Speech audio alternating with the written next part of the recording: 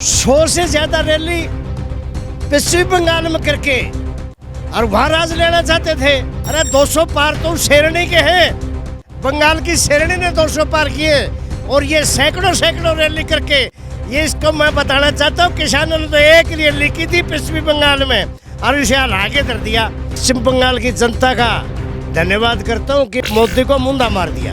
ये ढीठ है ढीठ, ये केंद्र की सरकार नहीं है, मदारी है मदारी। हमारी छाती में गोली लग सकती है, पीठ में गोली नहीं लगेगी। अरे भले मनसो लोग मरने लग रहे हैं, ऑक्सीजन का प्योत नहीं, ऐसी फद्दू सरकार। और ये कोरोना का बहाना लेकर के पंगा मत ले लेना।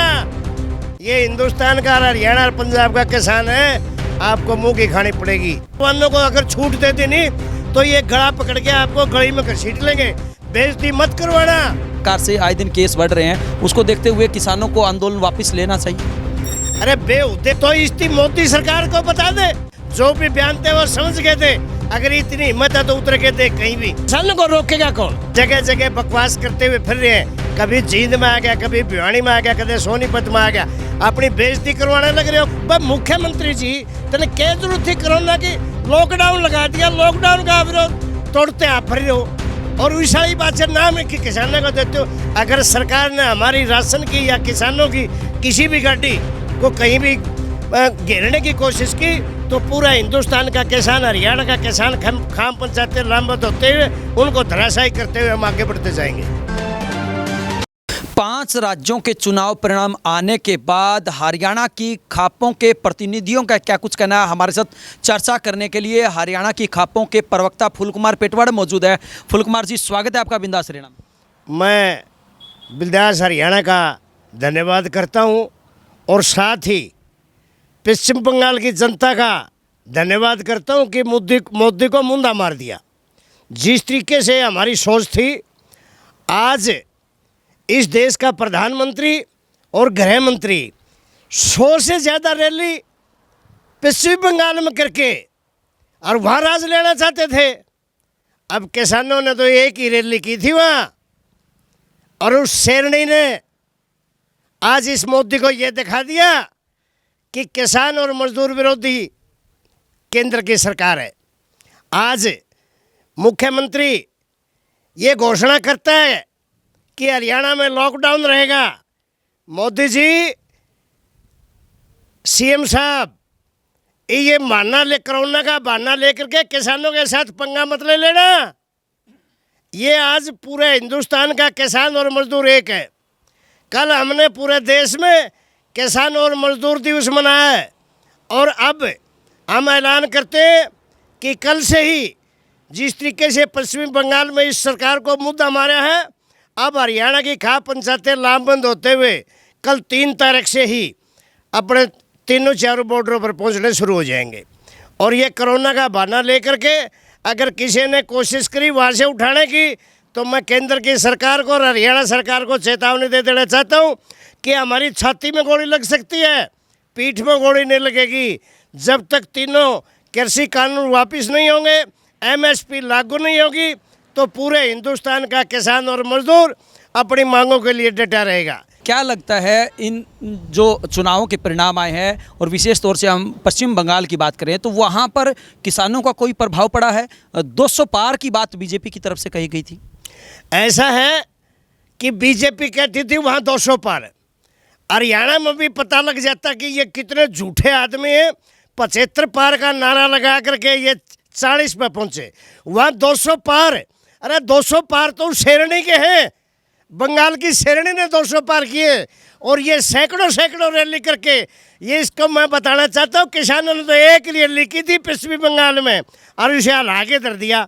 आज पूरे हिंदुस्तान का किसान और मजदूर लामबंद है और उस बंगाल की शेरनी को हम ये मुबारकबाद देना चाहते हैं और सभी जो अपोजिशन है उनसे भी यह अनुरोध करना चाहते हैं कि एक हो जाओ और पश्चिम बंगाल की ममता बनर्जी को आगे लेकर के इस गूंगी बहरी सरकार का इसका मुंह तोड़ जवाब दो और ये बीजेपी को पूरे हिंदुस्तान से चलता कर दो। फूल कुमार जी, अगर हम बात करें प्रधानमंत्री नरेंद्र मोदी की, अमित शाह की या तमाम जो बड़े बड़े चेहरे थे वो मैदान में कूद गए थे, लेकिन उसके बावजूद भी ऐसे हालात पश्चिमी बंगाल में वहाँ राज्यसभा का जो सांसद था उसको भी टिकट दिया, जो वहाँ से एमपी था उसको भी टिकट दिया, और जो तृणमूल कांग्रेस में ममता जी के चेले थे उनको भी उन्होंने लालच दे करके बीजेपी में लाया और सबको इस श्रेणी ने धराशायी कर दिया। तो मैं इस आपके चैनल के माध्यम से केंद्र सरकार और हरियाणा सरकार को ये चेतावनी देता हूँ, किसानों के साथ पंगा ना ले। बहुत जल्दी ही किसान नेताओं की जत्थेबंदियों ने मिला करके तीनों काले कानून वापस लो, एमएसपी की गारंटी दो, ताकि किसान शांति से आकर के अपने खेतों में काम करके इस पूरे देश की जनता का पेट भर सकें।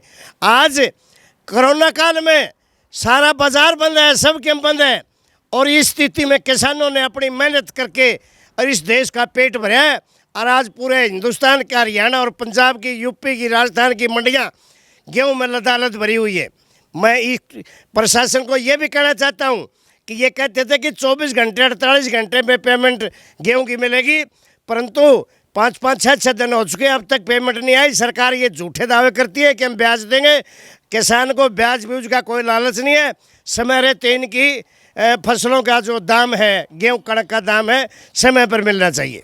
हरियाणा के मुख्यमंत्री का बयान आया था कि कोरोना को देखते हुए किसानों को मानवता के आधार पर अपना आंदोलन वापस ले लेना चाहिए, और अब तो लॉकडाउन भी लगा दिया गया है। आपको नहीं लगता कि कोरोना के जिस प्रकार से आए दिन केस बढ़ रहे हैं उसको देखते हुए किसानों को आंदोलन वापस लेना चाहिए?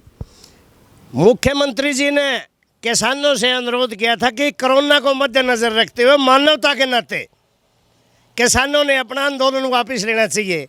अरे बेहुदे मुख्यमंत्री, तो इसकी मोदी सरकार को बता दे, उनको नहीं पता कि कोरोना काल के अंदर ये चुनाव करवाने लग रहे हैं और दूसरे काम करने लग रहे हैं, और इनको मानवता का पाठ हिंदुस्तान के किसानों को पढ़ा रहे हैं आप।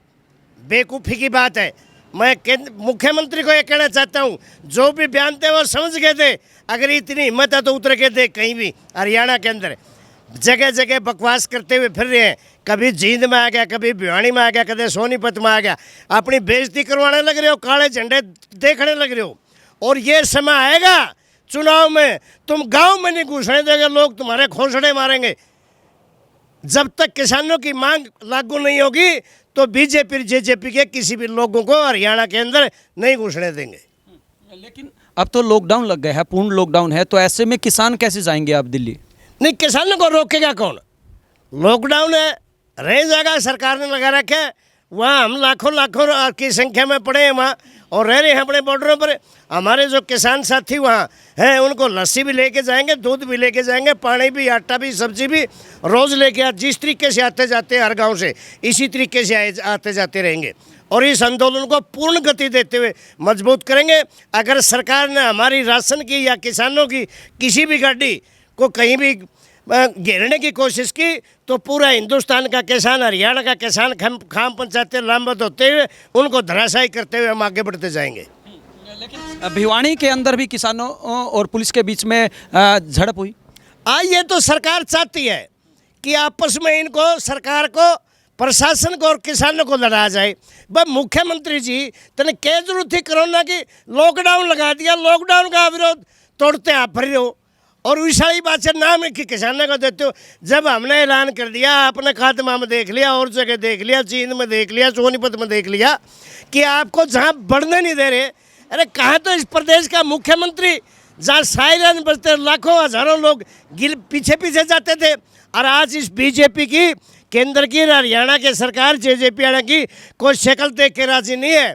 मैं ये कहता हूँ गम्मा में ना घुसियो, घुसोगे तो जब तक आप तो विरोध करते हैं। हमने जब तक इन जवानों को अगर छूट दे दी नहीं तो ये गला पकड़ के आपको गली में घसीट लेंगे। बेइज्जती मत करवाना, हरियाणा में घुसने की कोशिश ना कराना कोरोना के बहाने। अरे भले मनसो लोग मरने लग रहे हैं, ऑक्सीजन का ब्योत नहीं, ऐसी फद्दू सरकार, और नुका कोरोना का बचाव करेंगे। कहाँ है ऑक्सीजन? लोग जगह जगह मरने लग रहे हैं। और ये कोरोना का बहाना लेकर के पंगा मत ले लेना। ये हिंदुस्तान का, हरियाणा और पंजाब का किसान है, आपको मुंह की खानी पड़ेगी।